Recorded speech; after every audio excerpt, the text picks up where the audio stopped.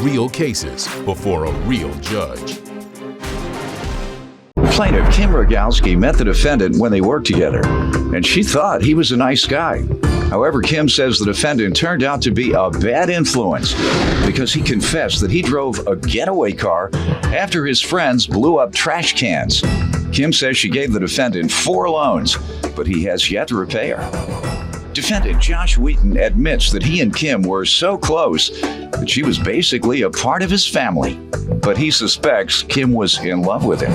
Josh denies owing Kim for anything because he insists they both spent money on each other.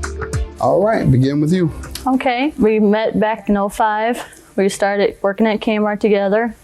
He went up to the service desk and said that my friends at the time were a bad influence.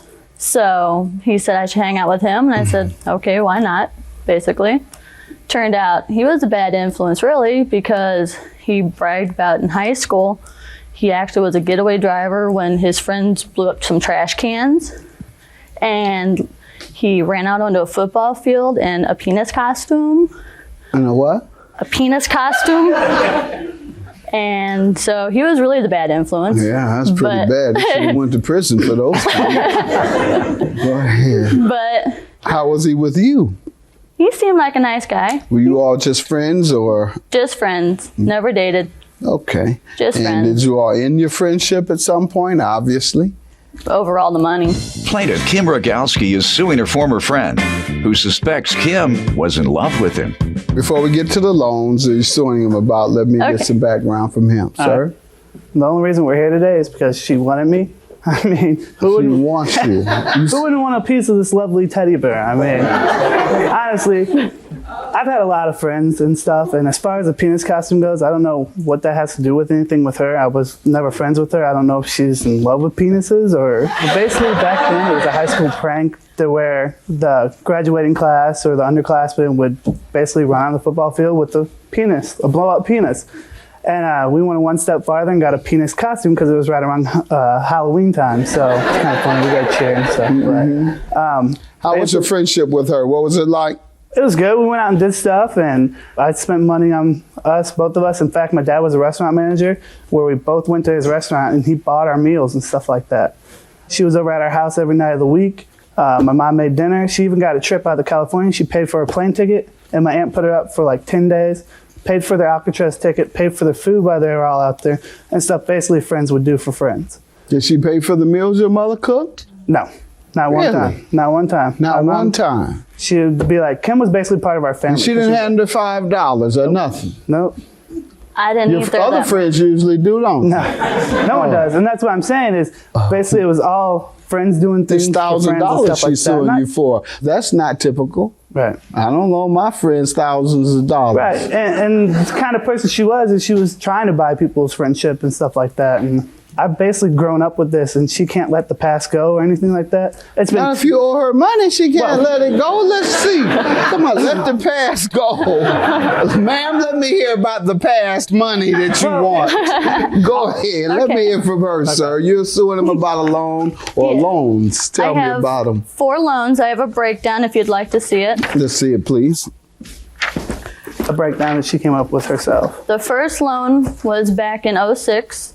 He needed to buy his girlfriend Christmas gifts, so I lent him $100. And I acknowledge that. She couldn't have been that crazy about you. She's pushing you on to your girlfriend. Well, needless to say, here, let me give you some money to keep her. No, needless to say, a couple months after that, we go broke ahead. up and stuff, What's the next one? And then the next loan, basically, we would go out and eat, like Steak and Shake, Denny's, or whatever.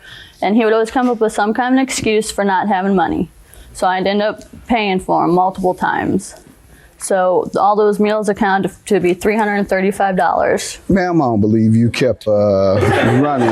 She kept it in her phone and stuff like that. And like I said, did? yeah, she kept it in her phone, and that's the only records of anything like that. And she doesn't account for stuff that I paid for. So she would say to you, hey, you don't have money for your share of the meal. And she would take care of it. And most of the time, honestly. And keep the records on her phone, indicating that she perceived them as loans. Speeding tickets, I see. That was back in July of 2008. Mm-hmm. He got 3 tickets in one night. How?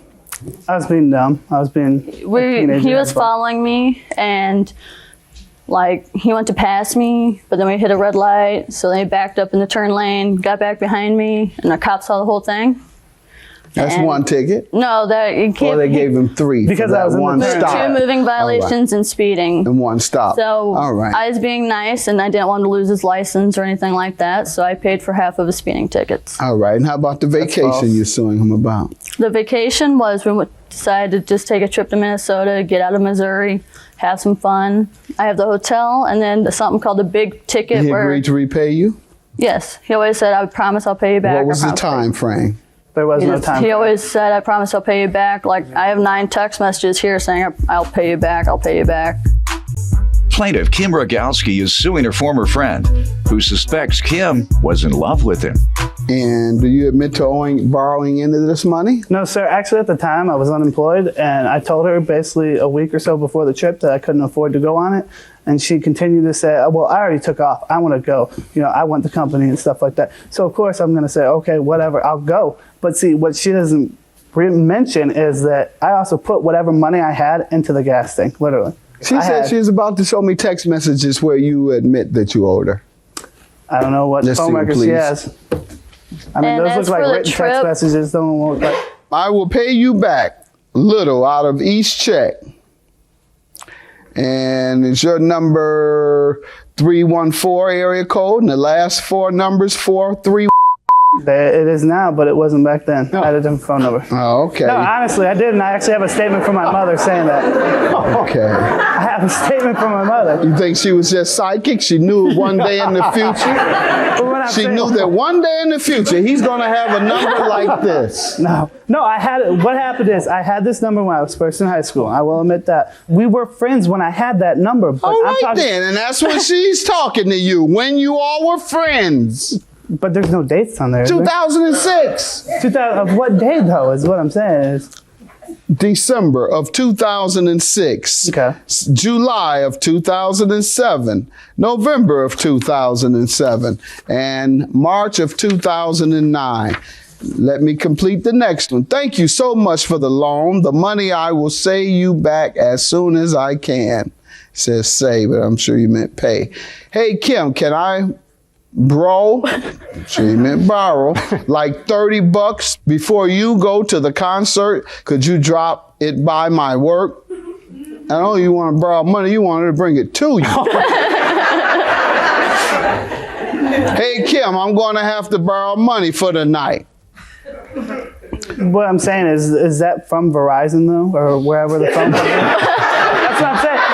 It's like I could bring a sheet that I typed up saying that, you know, she said this, she said that, is what I'm Sir, trying to. this is your third question about the authenticity of this. She has presented evidence to me that convinces me that she texted you and you responded to that conversation Not all the time. from your number. Not all the time. I'm not talking about all the time. I'm talking about just this. Your logic ain't even making sense. Stop debating me. Your logic doesn't make sense. Let me get you out of here quick. $1,245. Have a good day. Find somebody Thank else you. to debate with. Have a Thanks, good day. Robin. Judges for the plaintiff. I definitely don't want you, and you definitely owe me that money. There were never gifts. It's crazy. And I'm just happy this is over and she's out of my life. I didn't want to see her 2 years ago. I don't want to see her anymore. She needs to move on. She needs to get out of her parents' house. She's getting ready to get married. I am That's moving the only reason why she wanted the money was because she's getting ready to get married to another guy that's like 40 years old living at home with his mommy and daddy.